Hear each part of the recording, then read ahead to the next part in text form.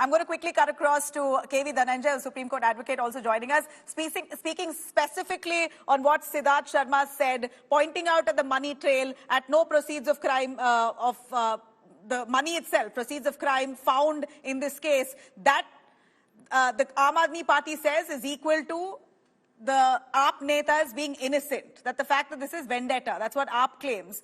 If this was vendetta, the fact many of their netas are in prison right now for more than 6 months. Arvind Kejriwal has been a few weeks now, but can we pronounce the leaders of Aam Aadmi Party in prison right now in suspicion of the Delhi liquor policy scam as innocent?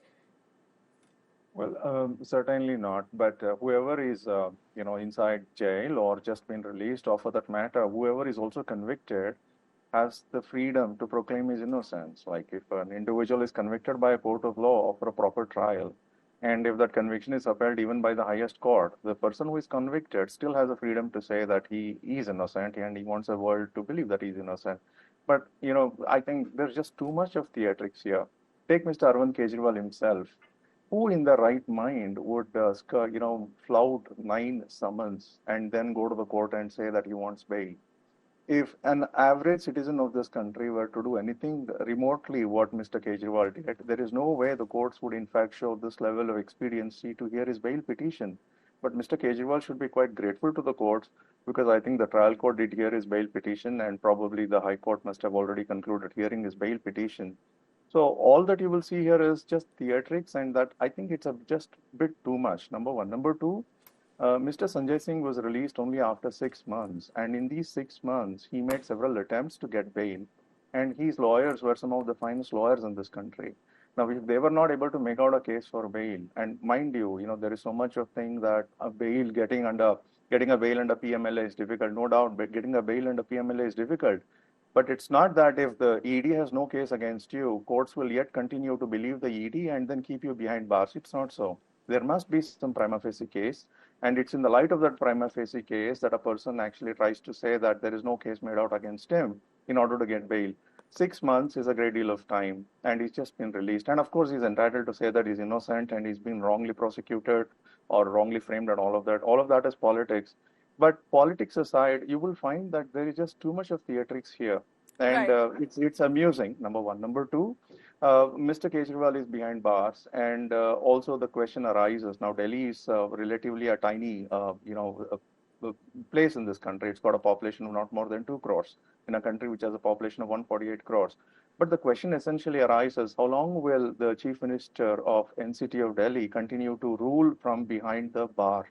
How long will this happen? Now, it's a different thing that the courts have refused to intervene, obviously, because I think the courts certainly would not be in a position to intervene at this early stage. Because, but then the governor of the Delhi, I think he has some obligation to take note of whatever is happening. And the Right. chief ministership is not something that devolves on an individual. It's something the party collectively decides upon.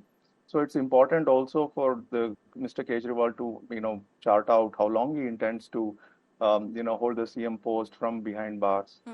Right, I think these are very important. Right, absolutely. I'm going to come to that. Is it even possible for a man in prison to run a government, especially a chief minister, the national capital? It's shocking that the Aam Aadmi Party insists that he will stay the chief minister and governance will carry on. I don't know how that's possible for governance to continue while the CM is in prison. Anuja Kapoor, BJP spokesperson with us. Anuja, we see that the BJP has really breathed fire against the AAP for placing Arvind Kejriwal's photograph right in the middle of Bhagat Singh and Ambedkar. What's your grouse with it? Those are the visuals you see on your screens. Yes, Jai Shri Ram, and good evening to all of you. It is not the grievance, it is the reality. Why and how we follow Bhagat Singh and Ambedkar. They have done something for this country. They have given us the purpose of life. They've given us the purpose of freedom. They are the ones we behold the supreme. The ones are the example setters where we call Bharat the Bharat.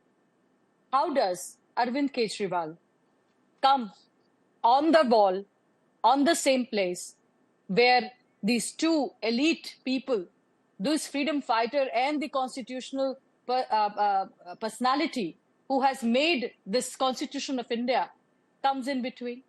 On which is there any audacity in this? Is there any truth in Arvind Kejriwal? How are you putting yourself where you are already being allegated for such a corruption, where your people have been dying in COVID and you were making liquor policy? How do you justify yourself? How do you see yourself in mirror? How do you see the things